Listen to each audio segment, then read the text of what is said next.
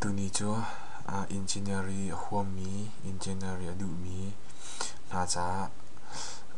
Google Sketchup Pro 8kan zau chun ta na lai I to ning chang silo in ka to dan tu kha in ka sui dan tu kha zaitin da ka sui ti mi kha lang tal silo in ka sui che mi tu kha karak kan zau na lai I huam mi engineering line nan du sia chun Google Sketchup Pro 8 nan du sia chun download na a link kha kan rak chim na lai ye chun rak download in rak zau chiều về tiêu tí kha kan som ve na ye ana sibika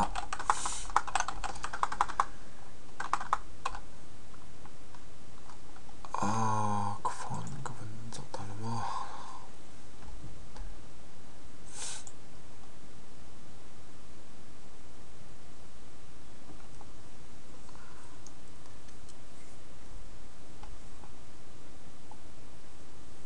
computer nol pa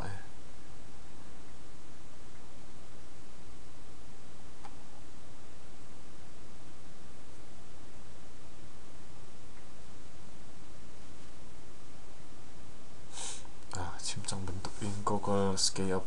Pro 8 kha chon adu mi thiam adu mi kan sia khan chun YouTube chung jong tampi zau ko se chun tlong par pakhat ni te jong kha kan thiam mi ni khat ti kha kan chim chiam na lai ye zai ngai engineering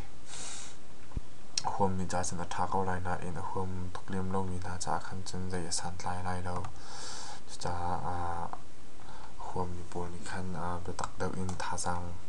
rak pi hi nan cha thnem san lai quality hi ro chan nak tam pi ngai ye ke ma jong me khom ngai toi ok la zau ok khom ngai mi se link chen hu dau kan pek na lai hi ke ne ko vun sui mi si trai te khan ko vun sui mi se sui dan tu kha to dan tu kha du sa dau in kan rak chim te lai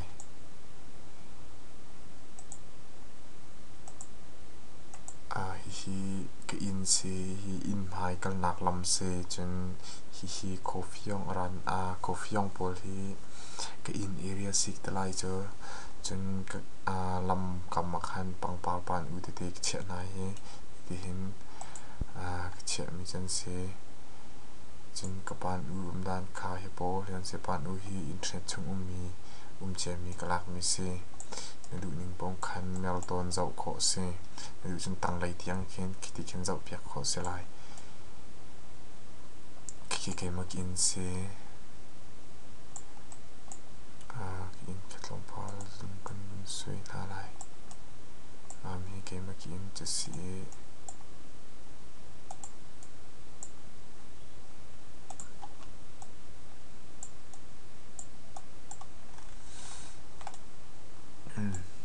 kite tanai te khan ka bun to mi se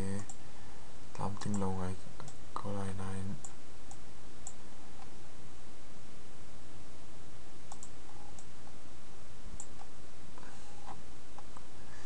he pol he ma ni du ning te in se pyak kho di se kite khen in chung te na kha kem khan ka hei chi na ye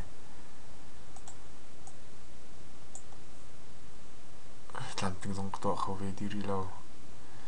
mi ho mi ne ma khan chen mun ka khan kan zau ti na lai he thla lo ki in chung chi mi chen ni ki in tu lai se chen hi ki in share chen hi ki in phai lai se in tu len kan zau chun to lai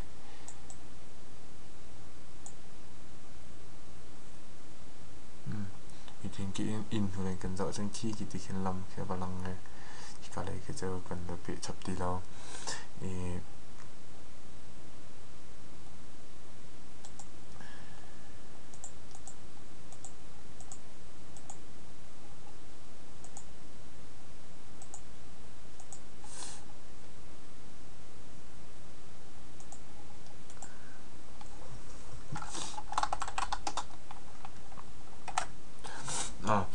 here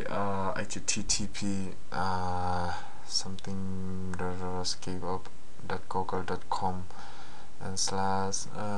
incl slash english slash g you can see my a link to he link to na address bar to na kan ka han tel lo chun internet lo atung lei big ti kha download dak to ti lo install dak to ti lo chun kapol khan dak chuang ko lai i ato na program ato na kha chuang lai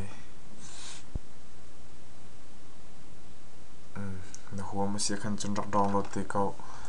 e nang mani khan dak zau chun video lo ti anuam ngai